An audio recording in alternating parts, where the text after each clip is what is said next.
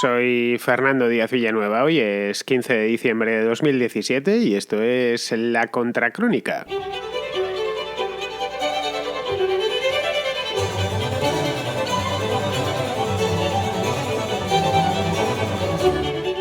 Anda España ligeramente conmocionada por un asesinato de carácter político.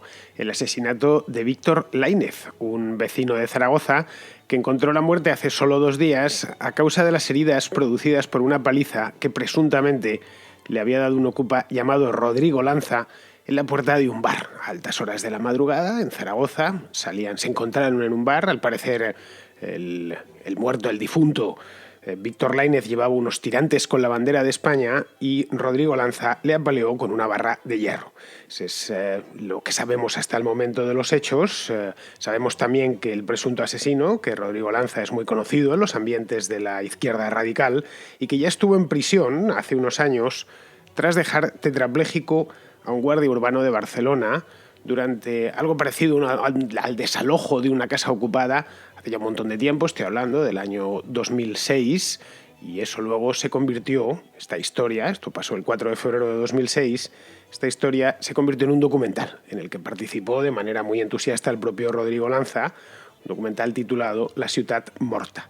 Bien, todo, como podéis ver, un presagio funesto, por cierto, de lo que Laínez, nacido en Cataluña, en la ciudad de Tarrasa, iba a terminar encontrando.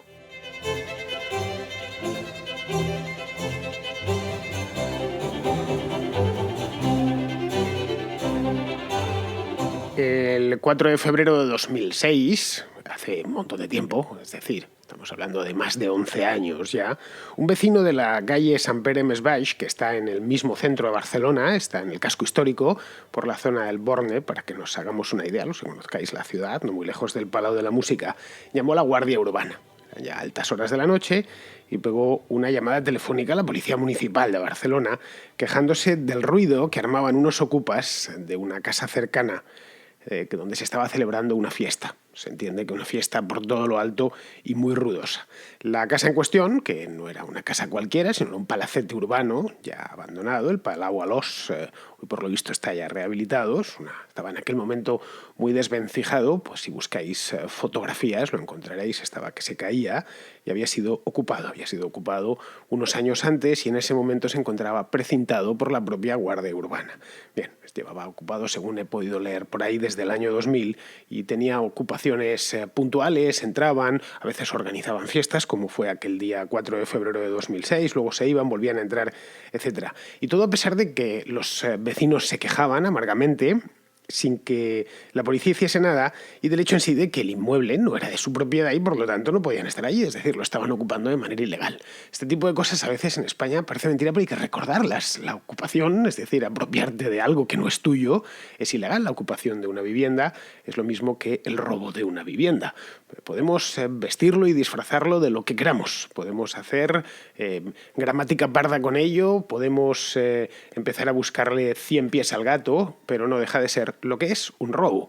Lo mismo que si mañana me quiero apropiar del automóvil de alguien, voy y se lo quito. No, es que no estaba aquí, además yo no tengo automóvil, luego me asiste el derecho a quedarme con él.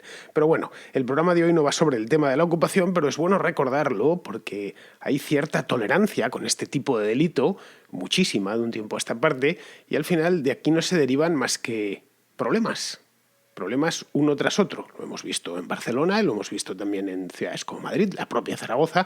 En prácticamente todas las grandes ciudades españolas ha habido problemas relativos a la ocupación, y más desde que llegaron los ayuntamientos del cambio, que en muchos casos provienen, no todos, pero sí algunos de sus miembros, de colectivos ocupas. Bueno, volviendo a lo que sucedió en Barcelona, que el 4 de febrero de 2006, los guardias urbanos aquel día acudieron al llamado de los vecinos, pues supongo para que bajasen la música, no lo sé, o para sacarles de allí, porque ya digo, la casa se encontraba precintada y no podían estar dentro. Bien, pues llegaron allí y se encontraron con una auténtica batalla campal. Los ocupas, en lugar de irse como habían venido o de bajar la música, lo que hicieron fue enfrentarse a la policía con palos, con botellas, con piedras, con todo lo que encontraron a mano para arrojárselo. Al parecer uno de ellos, desde uno de los balcones de la casa, arrojó una maceta que fue a parar a la cabeza de Juan José Salas, que era uno de los guardias urbanos que había ido llamado por los vecinos, y como consecuencia de ese golpe, si te cae una maceta desde 2 o 3 pisos de altura, pues o te mata o te pasa lo que le pasó a Juan José López, que se quedó tetrapléjico. Juan José López era en aquel entonces un agente de 39 años, me ha parecido leer que tenía ya 4 hijos, un padre de familia numerosa. Y bueno, la vida se le partió en 2 aquel día. Hoy sigue vivo, pero sigue vivo en estado vegetativo.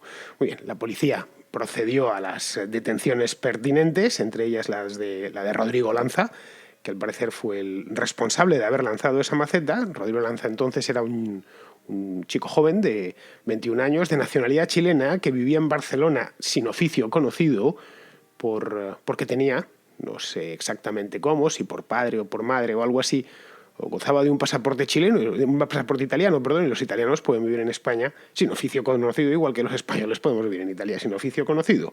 La cuestión es que esta de la maceta es una de las versiones. Hay otra versión de los hechos en la que la gente fue herido por una pedrada que el propio Lanza le arrojó y que le impactó en la frente al policía, Juan José Salas.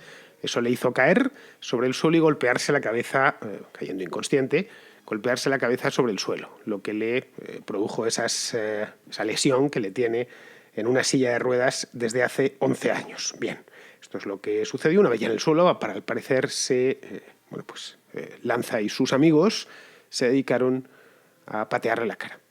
Bien, a mí me da igual si fue lo de la maceta o fue lo de la pedrada. La verdad es que no es lo de menos, digamos. El hecho es que se cometió ese día algo parecido, un intento de asesinato en toda regla. De hecho, ahí lo leí ayer, que mientras le pateaban, lo que decían era: perro cabrón, nos lo hemos cargado. Eso que quede, que lo apunte el taquígrafo, porque da una idea de que iban con la intención manifiesta de hacer todo el daño que pudiesen, y tanto que lo hicieron.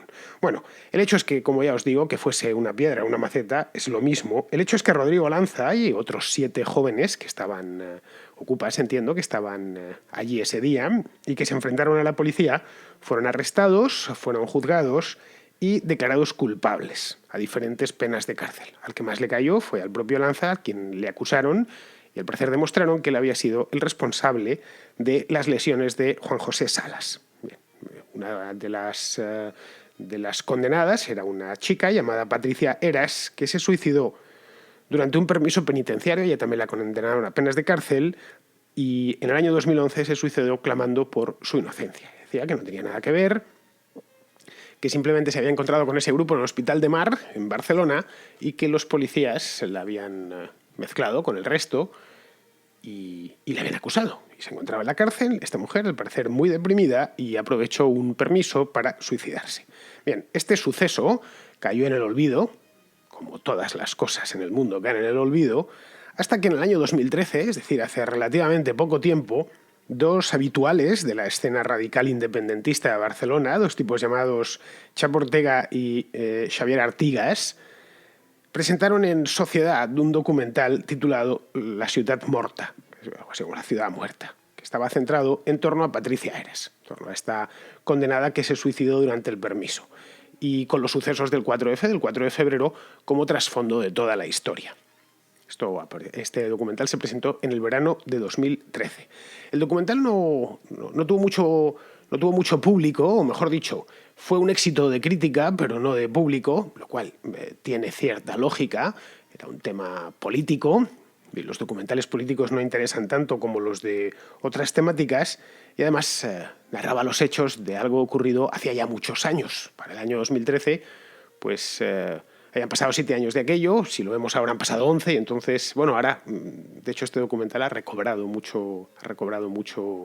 actualidad precisamente por lo que ha sucedido después, pero vamos, que dejaban un poco a los espectadores, a los que estaban más metidos en esto y más interesados no, pero al espectador normal pues no le interesaba demasiado, de ahí que de público no tuvo gran éxito. Eso sí, la crítica se deshizo en halagos hacia el documental.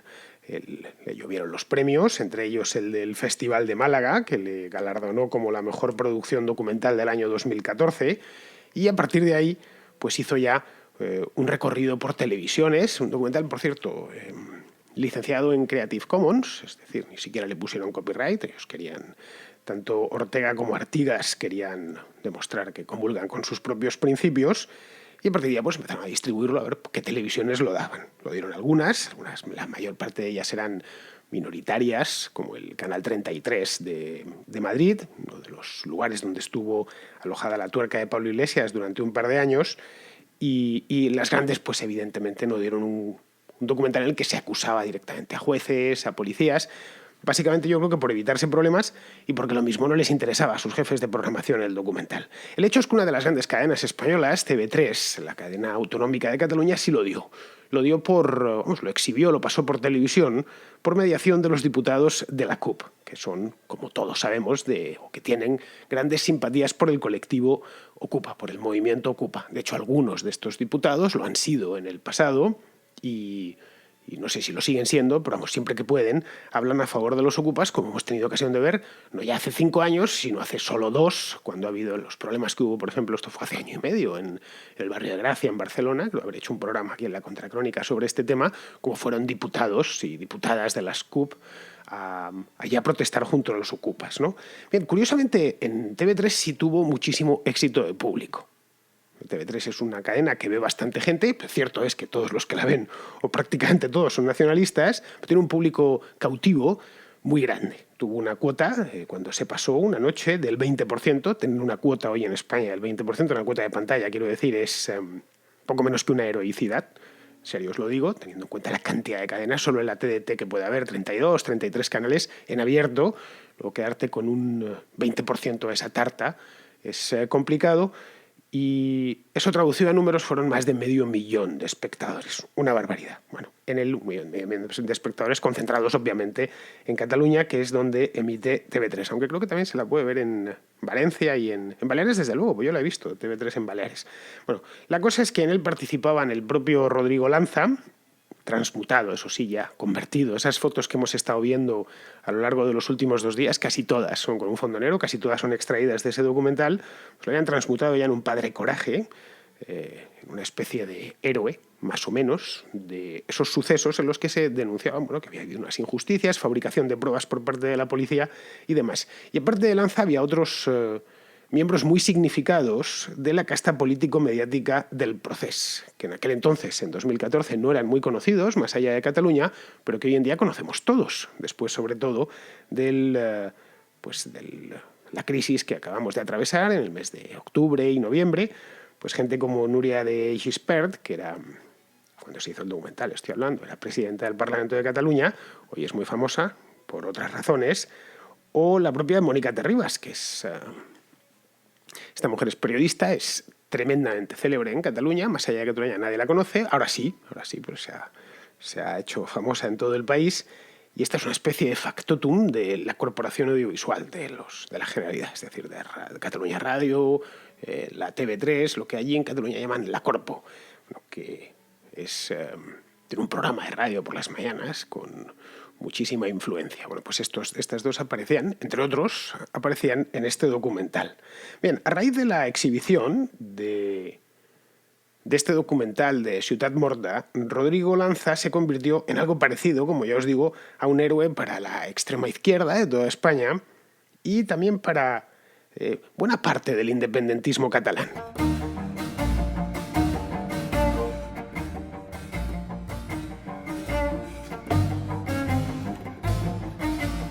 Lo cierto es que tampoco era de extrañar.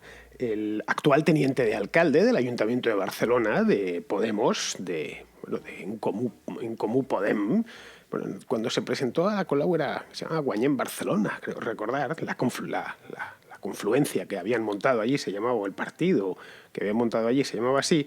Bueno, pues el actual teniente de alcalde, es decir, el segundo después de Ada Colau, se llama Jaume Asens. Bueno, este hombre es abogado y fue el abogado defensor de Lanza durante el proceso. Y además de eso, destacadísimos líderes de la izquierda barcelonesa, algunos como la propia Ada Colau, cuando estaba al frente de la plataforma antidesahucios, se hicieron eco de este documental y exigieron una depuración policial. Denunciaron las injusticias que el propio documental ponía de manifiesto y pidieron que se depurasen responsabilidades, especialmente entre los policías. Pues les acusaba a los policías hasta de torturas. Bien, estaban, como podéis ver, todos o casi todos, en aquel momento, de los que de una manera u otra hemos tenido ocasión de ver pasar por delante de nuestras narices no mucho tiempo después. Lanza, de hecho, se paseó por España durante, pues yo creo que 2 años, lo hemos visto estos días, impartiendo charlas y conferencias desde Madrid a la Universidad de Salamanca. El otro día por Twitter viajaba a gran velocidad un cartel de la Universidad de Salamanca en el que él aparecía como conferenciante, y eso significa que le estaban llamando de diferentes sitios porque era una voz autorizada en la materia. Y todo, por supuesto, con una cobertura privilegiadísima de los medios afines, que se deshicieron en elogios con el propio documental, con Ciutat Morta, al tiempo que se dolían por la injusticia que se había abatido sobre el desdichado Lanza, un pobre inmigrante chileno que llegó pues aquí poco menos que con lo puesto y que fue agredido por la policía, que la policía le fabricó unas pruebas para meterle en la cárcel. Bueno, de hecho, él llegó incluso a decir en una entrevista que le hicieron en público en esa misma época, después del estreno del documental, que él había dado con sus huesos en la cárcel por ser un sudaca. Tal cual, esto lo podéis buscar, si no lo han borrado, todavía seguirá allí. Yo el otro día hice una captura y la colgué en mi cuenta de Twitter por si queréis ir a echarle un vistazo. Bueno, pues en esto se había quedado allí, en su propio circuito, en su propio mundillo. Pues en esto llegó lo que nadie había previsto, de hecho lo que nadie había ni siquiera imaginado. El Pacífico Lanza, el referente para la extrema izquierda, la víctima del 4F, el nuevo Sacco y Vanzetti, el Sacco y Vanzetti posmoderno de nuestro tiempo. Sacco y Vanzetti también eran anarquistas, por cierto, que había pagado por un crimen que nunca cometió, pues fue acusado de un crimen que sí parece, o al menos a juicio de la policía, que sí parece que ha cometido. Y que ha cometido además con alevosía, con nocturnidad, con odio ideológico y con infinita cobardía. Le acusan de haber asesinado por la espalda y a sangre fría a un hombre de 59 años, indefenso, por supuesto, no iba armado ni nada por el estilo. Bueno, ya en sí, por la espalda todos estamos desarmados, no vemos quién nos va a atacar. Un hombre, lo decía en la introducción, natural de Tarrasa, en Cataluña, la provincia de Barcelona, tan solo por haberle parecido mal que este hombre, que Víctor Lainez, llevase unos tirantes con la bandera de España, simplemente. Al parecer le llamó facha y el otro le debió contestar. La cuestión es que cuando salía del bar, un bar que ya es famoso, se llama el Tocadiscos, está en el barrio de la Madalena, en Zaragoza, pues le asestó un golpe con una barra metálica. Algunos dicen que fue un sillín de la bicicleta. Nos hemos enterado también que Rodrigo Lanza es mecánico de bicicletas a domicilio, no tiene taller propio. Cuando se te rompe la bici, pues le pegas una llamada al móvil y viene y te la arregla. Bueno, pues este día la bicicleta la utilizó para algo más, digamos para algo menos, porque los sillines de bicicleta no se utilizan para matar gente, o no se deberían utilizar para eso, ¿no? Bien, el hecho es que, según se desprende de la investigación, el desencadenante de toda esta historia fue el propio Rodrigo. No había habido imprecación por la otra parte, ni amenazas, ni nada por el estilo, a pesar de que ahora, según parece, Lanza está diciendo que le amenazó con un cuchillo, que no se ha encontrado en el cadáver ingresó en el hospital en Zaragoza, todavía no estaba muerto, pero tenía heridas de una consideración tan grave que al final el hombre pues habían formado unos coágulos en el cerebro o algo así, y al final el hombre terminó falleciendo. Bien, este asesinato es un asesinato sin más móvil que el estrictamente ideológico. Y precisamente por eso es execrable, o es especialmente execrable. Un asesinato que desvela un fallo clarísimo, además, en el Matrix que la extrema izquierda ha construido sobre su presunto pacifismo. La idea de que nosotros somos los pacifistas frente a quienes nos están violentando. Y la verdad es que insistir en que se es una víctima de un sistema corrupto y violento, como insisten una y otra vez, no significa que se sea una víctima ni que ese sistema sea corrupto y violento. Es decir, que repitan muchas veces lo mismo no es sinónimo de que eso sea verdad en una palabra. Pero curiosamente el mensaje ha calado, después de, claro, décadas de aleccionamiento.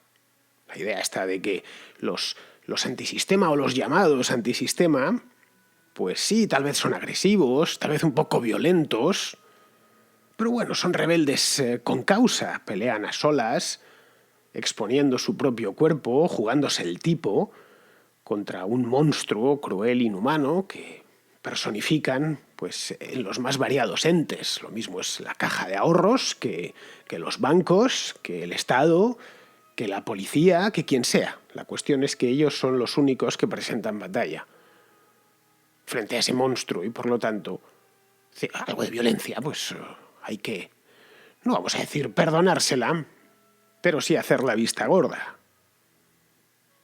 Hay como mínimo, esa es la idea que se transmite y que transmiten, que mostrarse comprensivos. No hay que echarles demasiadas cuentas.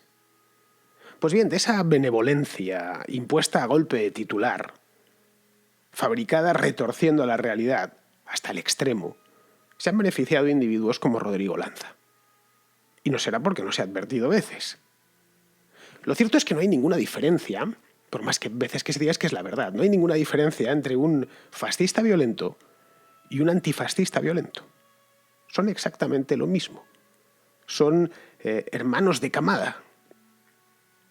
Entonces, ¿por qué a los seguidores del fascismo violento no se les tolera, se les estigmatiza y se les persigue con saña, lo cual me parece muy bien, especialmente que se les estigmatice para saber a quién tienes delante y para que no sea atractivo para otros? Esa es la razón por la cual el nazismo nunca ha terminado de renacer, afortunadamente, después de la Segunda Guerra Mundial. Siempre ha habido neonazis, pero han sido muy pocos, pero nunca ha sido una opción atractiva para la mayor parte de la juventud. Y en cambio a estos se les deja pasar, se les tolera cuando no directamente se les protege y se les promociona. Es decir, a este tipo de antifascista o de jacobino negro, que realmente son... el jacobino negro y el jacobino rojo vienen a ser lo mismo. Pues a este antijacobino negro, a este jacobino rojo, se le pasa. Entonces esa es la pregunta que la izquierda bien pensante debería responder y debería hacerlo cuanto antes.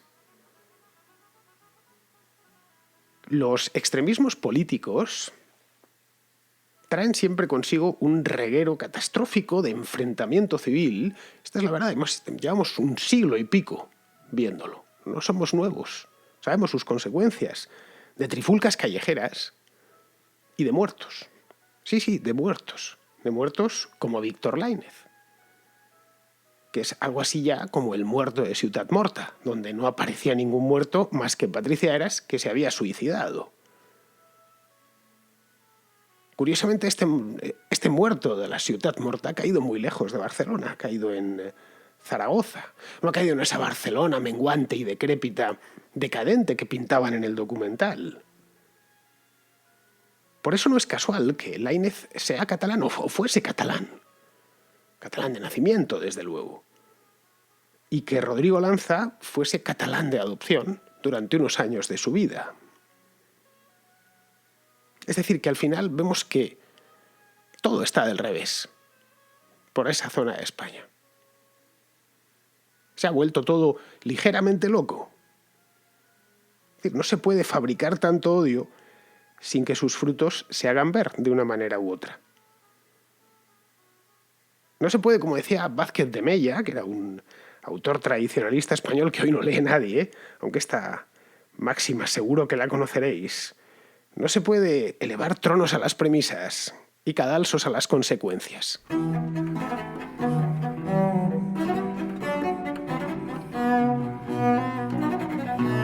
Tengo una llamada de Gonzalo, que es un oyente de Madrid, que trae de nuevo un tema ya viejo aquí en la Contracrónica, que hemos discutido entre todos en más de una ocasión, que es cómo se deben de llamar los ciudadanos de los Estados Unidos de América. El gentilicio, quiero decir. Los americanos estadounidenses se referían a sí mismos como americanos, cuando en realidad americanos son todos los del continente americano. Pero, como decía una chica mexicana a un liberal, como lo llaman norteamericano, que intentaba ligar con ella diciéndole que claro, que ellos los estadounidenses se llaman a sí mismos americanos porque era una cosa de supremacía, que no sé qué, qué tal. Y la chica mexicana, le respondió que era, digamos, culpa, entre comillas, de su idioma, ya que el inglés, digamos, en el inglés, a los de México se les llama Mexicans, son los Mexicans, mexicanos, a los colombianos, Colombians, a los peruanos, Peruvians, a los españoles, Spaniards, pero no tienen esa, digamos, variedad como nuestro idioma que nos permite llamarlos estadounidenses. Podrían llamarse norteamericanos así mismo, North Americans, pero eso también englobaría a Canadá. Pero claro, ¿cómo dices tú estadounidense en inglés? United States. Habría que decirlo, y no suena muy bien, porque aunque duela mucho, es un idioma bastante pobre, mucho más que el nuestro, por supuesto. Bueno, Gonzalo, yo ya lo he dicho en alguna ocasión, en español lo correcto es decir estadounidense, porque americanos son todos, los del norte, los del sur, los del centro y los de las islas. Tan americano es un tipo de Puerto Rico, de la República Dominicana, como uno de Tierra del Fuego, como un chileno, un peruano, todos son americanos. Incluso americano también es un inuit que está en una isla perdida en el Polo Norte, en Canadá. También son americanos, son todos los habitantes de América, desde el norte hasta el sur, igual que europeos son todos los habitantes de Europa, sin más connotación que la puramente geográfica. Bien, esto en español, como ya digo, es fácil porque tenemos un gentilicio propio que es estadounidense, no todos los idiomas lo tienen. También podemos decir norteamericano por si no queremos aliterarnos, si estamos escribiendo, pero claro, se incluye también a Canadá y en parte a México. México tiene una parte del país está en Norteamérica. Como podemos decir que la Baja California es Sudamérica, bueno, que sería en todo caso Centroamérica, pero la Alta California, no olvidemos que la frontera entre Estados Unidos y México tiene una buena parte de artificialidad. No hay más que ver del Río Grande hasta la costa del Pacífico, son prácticamente todo líneas rectas, tiradas con una escuadra y un cartabón. Pero bueno, en español, ya digo, no tenemos ese problema, podemos decir estadounidense, y de hecho se dice, pero en inglés lo tienen bastante más jodido, porque aunque esa lengua, a pesar de lo que dices, es una lengua riquísima, pero muy tremendamente rica en palabras, el inglés desde siempre ha sido una lengua muy urraca, ha ido tomando palabras de todos los idiomas y adaptándolas a sus necesidades, no se puede flexionar tan fácilmente como las lenguas romances, es decir, como el español o como el francés, el italiano, el portugués, y eso le hace que no puedan retorcer las palabras como lo hacemos nosotros. Bueno, ¿qué vamos a hacer? Su lengua no viene del latín y la nuestra sí. La traducción literal vendría a ser esta de estadounidense, por si la quieren utilizar, no sé, algo así como United Statesian, una cosa así, no lo sé exactamente, seguro que me oí un estadounidense decir esto y no sabría de lo que estoy hablando. Algunos autores como Lloyd Wright, el Frank, el arquitecto, hizo una propuesta de gentilicio que era Usonian. Sonará a los españoles por lo de Pío Moa, que los llama useños, y él jamás emplea la palabra ni norteamericano, ni estadounidense, ni nada, utiliza siempre la palabra useño, que sería una traducción de esto que comentaba Lloyd Wright de Usonian. Y también he leído por ahí Fridonian. Creo que lo propuso Mencken. Y también he leído, que no sé quién es el padre, Washingtonian. En fin, todos, como podéis ver, horrendos. Y además ninguno ha tenido mucho predicamento. Ellos asimismo se llaman Americans. Y hablan de América como su propia patria. Y claro, cuando lo dicen hay que recordarles que sí, que son Americans, efectivamente, pero que los de abajo lo son también. De hecho, estos Americans fueron los últimos en llegar y al final se han terminado quedando con el nombre.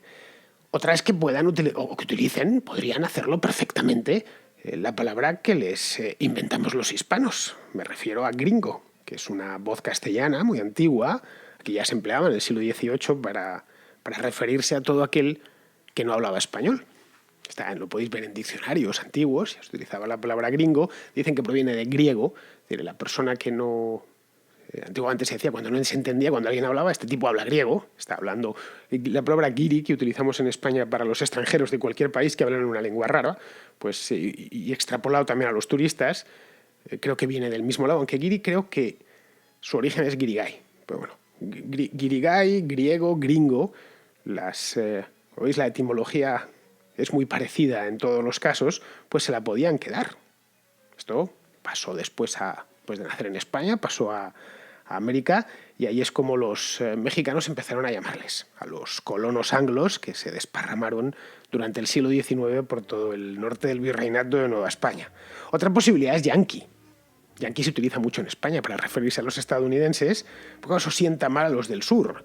Si se lo dices a los de los estados del sur de Estados Unidos, quiero decir, si se lo dices a uno de Alabama, pues se cabrea y te suelta: ¿a ti qué te parecería que te llamasen, no sé, gallego? Pues a lo que hay que responderles: pues a mí me encanta que me llamen gallego, y de hecho me lo llaman continuamente, especialmente en países como Argentina o Uruguay. Ser gallego es un privilegio que al alcance de muy pocos, es decir, los propios gallegos y por extensión el resto de españoles. Otra cosa distinta es que te llamen francés. Eso sí que es doloroso, y eso sí hay que ponerse serio si alguien por un error, porque no te ha oído hablar o lo que sea, te pregunta si usted es francés. Pero bueno, pues como ves, este es un tema, Gonzalo, que da para muchísimo, el nombre de los americanos. No sé si ellos lo discutirán, pero desde luego yo he hablado del nombre de los americanos muchas veces con mucha gente, cómo se llaman y cómo se deberían de llamar. La búsqueda de un gentilicio. Muy bien, pues con esto terminamos. Vamos a terminar, no sin pasar por la pizarroteca, por supuesto, que nos quiere Alejandro hacer un comentario sobre el programa de ayer, sobre el tema este de la vuelta al ruedo de López Obrador. Cuando uno tiene una acreditada capacidad para el escándalo político e imán para la sospecha, y por supuesto ninguna política sólida y fiable, las bazas son prometer el paraíso y esperar que los errores de los rivales superen a los propios. A esto va a jugar Andrés Manuel.